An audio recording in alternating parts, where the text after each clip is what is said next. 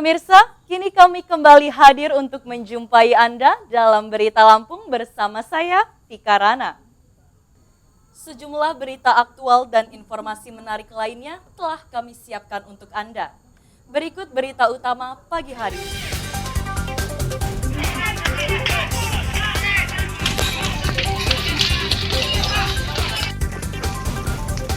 Tuding masa HGU perusahaan habis. Ratusan warga 5 desa di Kecamatan Pubian, Lampung Tengah membakar perkantoran perusahaan sawit.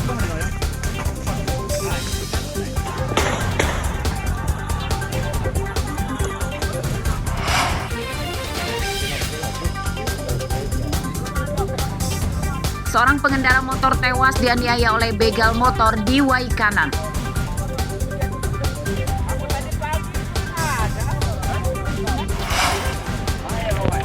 Penyeberangan darurat, jembatan putus di Pekon Pagar Dewa. Jembatan putus diterjang banjir bandang lumpuhkan aktivitas warga 2 desa di Kecamatan Sukau, Lampung Barat.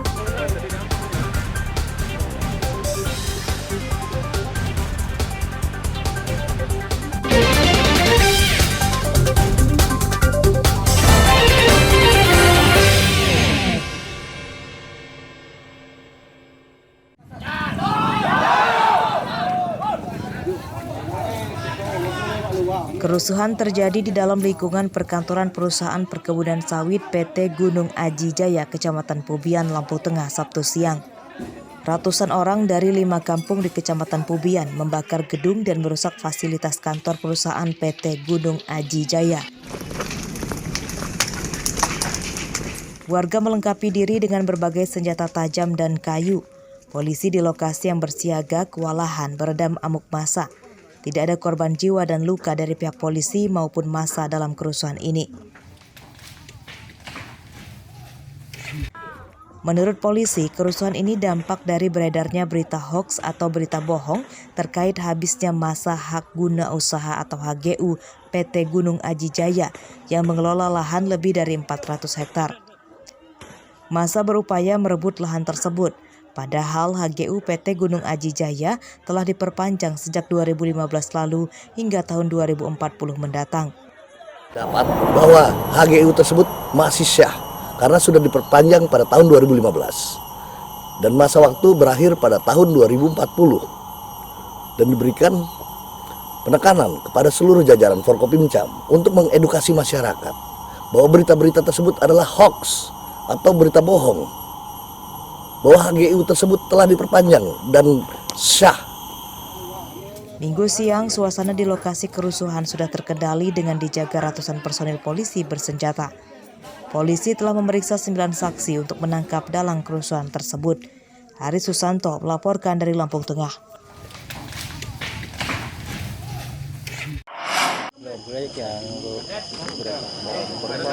Mayat pria ditemukan di pinggir jalan poros di tengah perkebunan desa Bonglai, Kecamatan Banjit, Kabupaten Waikanan, Jumat siang. Warga di lokasi tidak mengenali korban karena bukan warga daerah ini. Korban tewas diduga dibunuh karena ditemukan sejumlah luka sayatan senjata tajam di tubuhnya. Di dekat mayat ditemukan helm diduga milik korban, topi serta pisau yang bengkok. Motor korban tidak ditemukan di lokasi. Pas saya dekat, lihat ada kaki, langsung saya naik ke jalan, kaget. Langsung saya nyetop motor yang mau jolikan, namanya Rohman. Saya stop. Ya, ada apa Kang? Itu ada orang kata saya itu. Tahu kan namanya. Enggak kenal Bapak dengan itu, Pak ya? Enggak. Minggu siang, identitas korban terungkap bernama Eko Herianto, berusia 38 tahun, warga Bukit Kemuning, Lampung Utara. Jenazah korban dievakuasi ke Rumah Sakit Bayangkara Bandar Lampung untuk diotopsi. Nah, itu masih dalam pemeriksaan. Nah, nanti akan dilakukan otopsi di Rumah Sakit Bayangkara. Jenazah sudah diberangkatkan ke sana. Kemudian untuk perkaranya kami sedang menyelidiki semua kemungkinan apa yang akan menyebabkan kejadian itu, ya, masih dalam penyelidikan kami. Ini merupakan warga dari kampung ataupun kecamatan Bukit Kemuning, Lampung Utara, ya. Polisi menyelidiki penyebab kematian korban. Di lokasi kejadian, warga menduga korban tewas saat berkelahi dengan begal motor. Hal itu diperkuat dengan hilangnya motor korban. Ardio Haba melaporkan dari Waikanan.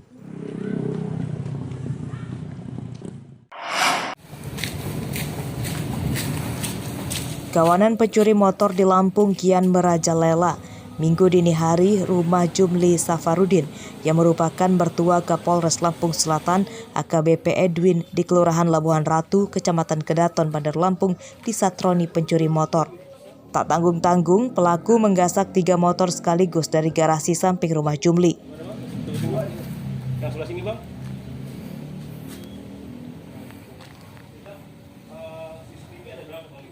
Pelaku berjumlah 5 orang mengendarai 2 motor. Mereka merusak gembok gerbang dan menggasak 3 motor dari garasi. Motor tersebut 1 milik penjaga rumah dan 2 lainnya milik mahasiswa yang indekos di rumah Jumli. Itu kejadiannya sekitar jam 4:30. Dini hari ya? Dini hari. Jadi mereka supaya masuk dari pintu kecil. Mereka angkat Excel pintu masuk. Kami dalam rumah memang posisinya senyap sekali, nggak ada suara sama sekali, makanya nggak kedengeran.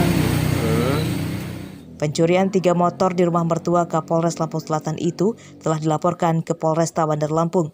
Korban menyerahkan rekaman CCTV untuk membantu polisi mengenali para pelaku. Jeffrey Arifin melaporkan dari Bandar Lampung.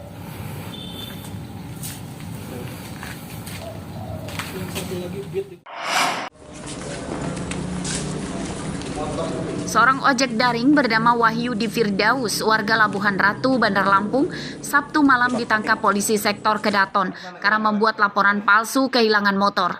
Kasusnya terungkap setelah polisi menyamar akan membeli motor Wahyudi yang telah dilaporkan hilang itu. Mana kamu? Cat sendiri.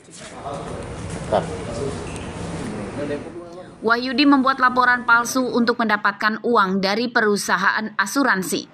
Motor yang dilaporkan Wahyudi hilang itu diubah warnanya supaya tidak terdeteksi oleh aparat dan pihak asuransi. Oknum ojek online yang melakukan ini. Nah itu dia sudah klaim asuransi. Kebetulan besoknya asuransi itu mau cair dan kebetulan dari anggota kita bersama saya kita berhasil mengamankan dan menggagalkan klaim asuransi yang dia klaimkan itu. Motor yang dilaporkan hilang oleh Wahyudi malah dipasarkan melalui media sosial. Wahyudi berdalih perbuatannya itu karena ia tak mampu lagi membayar angsuran kredit motornya. Udah nggak kuat bayar, Pak. Udah nggak kuat bayar? Nggak kuat bayar.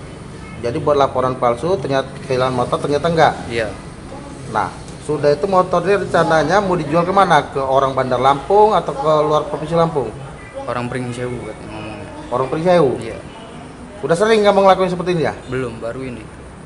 Emang pendapatan selama ini nggak memadai? Kurang, Pak. Kurang. Motor yang dilaporkan hilang disita polisi. Polisi menjerat Wahyudi dengan pasal 242 KUHP tentang laporan palsu. Ancaman hukumannya 7 tahun penjara. Robi Lasti melaporkan dari Bandar Lampung.